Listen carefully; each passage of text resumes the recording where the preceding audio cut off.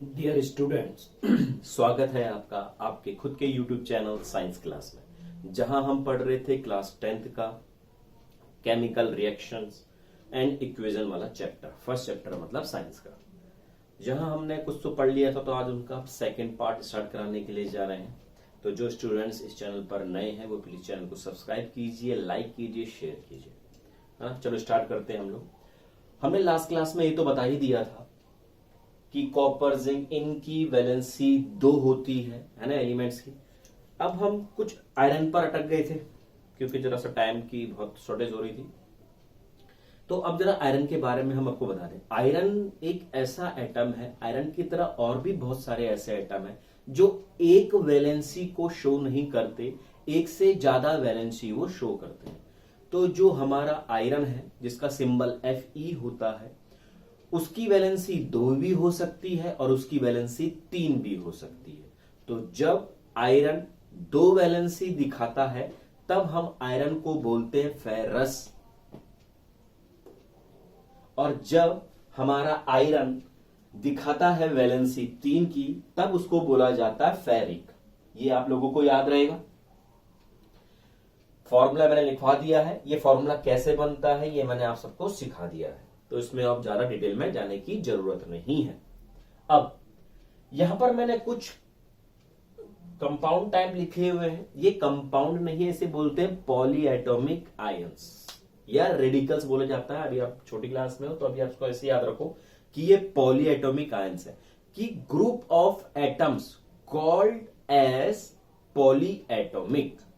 Clear हो गया। Poly means होता है बहुत सारे, एटॉमिक मतलब एटम्स। तो इनको हम एक नाम दे सकते हैं, तो इनका नाम हम देंगे पॉली एटॉमिक, जहां पॉली का मतलब होता है मैनी और एटॉमिक का मतलब हो गया एटम्स है। क्लियर हो गया। अगर हम बात करें यहां पर NH4 की, तो यहां पर एक नाइट्रोजन है और 4 हाइड्रोजन है। NH4 ये हो गया आपका अमोनिया। सिमिलरली OH ये hydroxide, NO3 nitrate, HCO3 hydrogen carbonate, SO4 sulphate, CO3 carbonate. आप लोगों को ये कंठस्थ याद रखना है, बार बार इसकी प्रैक्टिस करनी है, तभी जाकर ये याद होगा, तभी हम फॉर्मूलों को बना सकते हैं।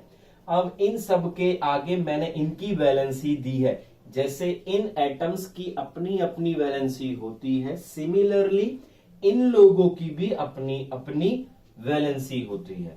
अमोनिया की जैसे 1 है, हाइड्रोक्साइड की 1 है, नाइट्रेट की 1 है, हाइड्रोजन कार्बोनेट की 1 है और सल्फेट कार्बोनेट की 2 है।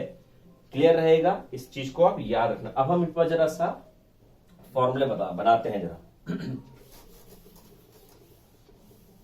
ये तो लिख दिया गया होगा, देखो फॉर्मूला मैंने आपको बनाना सिखा दिया लास्ट क्लास में। अब खाली पॉलीएटॉमिक आयन के साथ बता रहे हैं। हमसे बोला किसी ने कि आपको बनाना है कॉपर नाइट्रेट।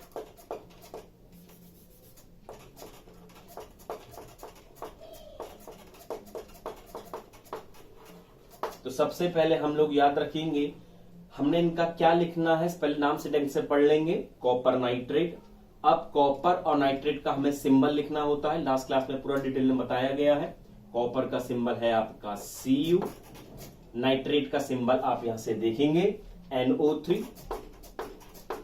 फिर आप देखेंगे कि कॉपर की जो वैलेंसी होती है वो लिखनी पड़ती है, कॉपर की वैलेंसी 2 होती है और नाइट्रेट की वैलेंसी आपको दिखाई दे रही है वो 1 है। फिर इसके बाद का कार्यक्रम था, क्या करना था, क्रॉस मल्टीप्लिकेशन। यहां इसकी जाएगी और 1 की और नाइट्रेट वाली वैलेंसी कॉपर पे जाएगी।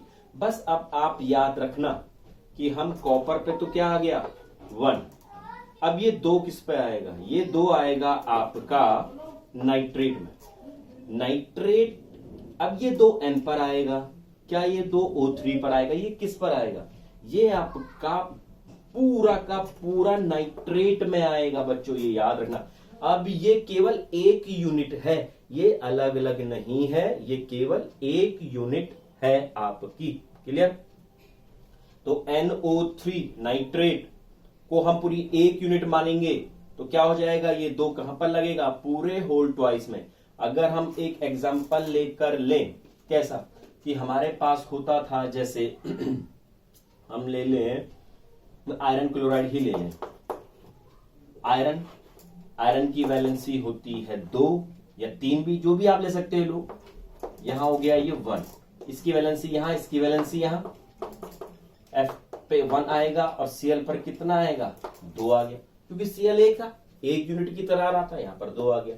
सिमिलरली ऐसे ही यहां पर 2 किसके लिए आ गया, पूरे नाइट्रेट के लिए आएगा, वो अकेले N और अकेले O के लिए नहीं आएगा, वो पूरे के लिए आएगा। अब आप यहां पर 1 लिखो या नहीं लिखो, ये अंडरस्टूड था, पहले बता चुके हैं। दूसरा एग्जांपल ले लेते हैं।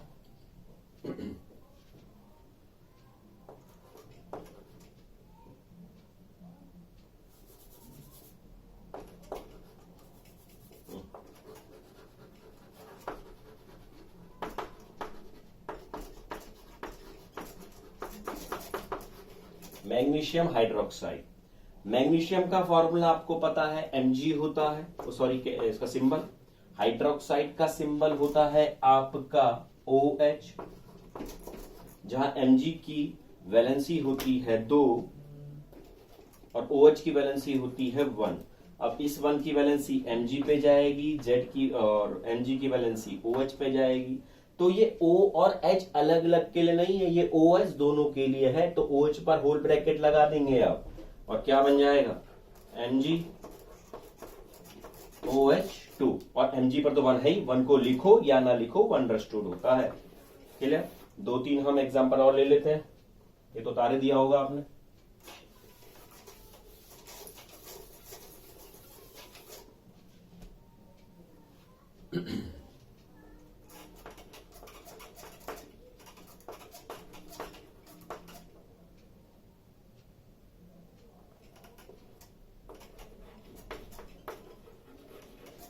अब आ गया कैल्शियम सल्फेट। कैल्शियम का सिंबल सबको पता है क्या है, Ca होता है। सल्फेट का सिंबल हम यहां से उठा लेंगे, इसका SO4 होता है। अब इसकी वैलेंसी भी 2 होती है, सल्फेट की वैलेंसी भी 2 होती है। ये वैलेंसी आप लोगों को रटनी है, बार बार प्रैक्टिस करोगे तो अपना भी याद हो जाएगी। अब क्योंकि ये 2 और 2 है, हमें लग रहा है क्या ये आपस में कट सकते हैं, यस ये कर सकते हैं। तो 2 1 जा 2, 2 1 जा 2, हमें कोई प्रॉब्लम ही नहीं हुई। अब ये 1 यहां आ गया, इसका 1 इस पर आ गया, Ca, और ये कैल्शियम सल्फेट बन गया। क्लियर। चलो एक और ले लेते हैं।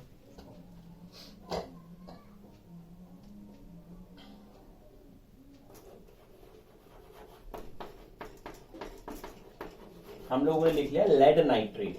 अब इनमें से लेड का सिंबल क्या है बता चुके हैं, पर फिर भी तुम लोग तो याद करते ही नहीं हो ना। लेड का सिंबल है Pb, नाइट्रेट का सिंबल NO3, जहां लेड की वैलेंसी होती है 2, नाइट्रेट की वैलेंसी होती है 1, सब लिखा हुआ है। अब लेड वाले की जो वैलेंसी वो नाइट्रेट पर जाएगी और नाइट्रेट की वैलेंसी लेड पर आएगी। तो क्या बन जाएगा, लेड पर तो आ जाएगा 1 और नाइट्रेट पर आएगा 2। पूरा नाइट्रेट, अकेला N नहीं है, अकेला O नहीं है, पूरा NO3 है बच्चों। तो NO3 का होल ट्वाइस। क्लियर हुआ, हो गया है ना, उतार लिया होगा। चलो मिटाइए इसे भी। ज्यादा से ज्यादा प्रैक्टिस करोगे तो खुद ही समझ में आएगा। अच्छा, अब हम ले लेते हैं जरा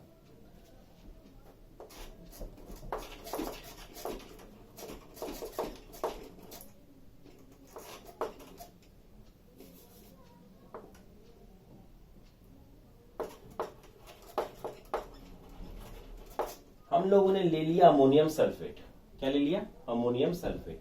अब अमोनियम यहां पर आपको कहीं दिखाई दे रहा होगा, यस ये है आपका अमोनियम। और अमोनियम की वैलेंसी होती, सॉरी सिंबल होता है NH4। सल्फेट SO4, वैलेंसी लिखो, NH4 की वैलेंसी 1, सल्फेट की वैलेंसी 2। तो 1 यहां आया सल्फेट के लिए, 2 आया अमोनिया के लिए। तो क्या बन गया, अमोनियम, सॉरी अमोनिया गलती से निकल गया, अमोनियम NH4। क्या 2 ऐसे लगा दूं, नहीं ना, गलत है। इसको हम क्या करेंगे, होल ट्वाइस करेंगे और ये क्या हो गया सल्फेट, क्योंकि 1 है, 1 को आप लिखो या ना लिखो एक ही होता है। अगर तब भी आप 1 लिखोगे तो कुछ इस तरह कैसे लिखा जाएगा ये, क्योंकि 1 पूरे के लिए है, और फिर इसको आप 1 को लिखो या ना लिखो, इसलिए हम इसको सिंपली ऐसे करके छोड़ देंगे। क्लियर? तो अब कुछ आपके लिए भी है कि आप भी करके दिखाओगे, है ना भाई? मेरे भरोसे थोड़ा रहोगे हमेशा, खुद भी तो करोगे कुछ।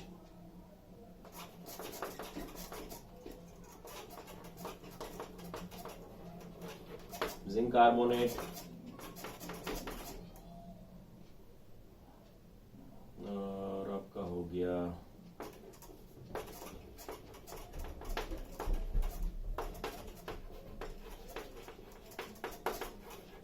Barium hydroxide. एक और दे देते हैं आपको, क्या दें भैया?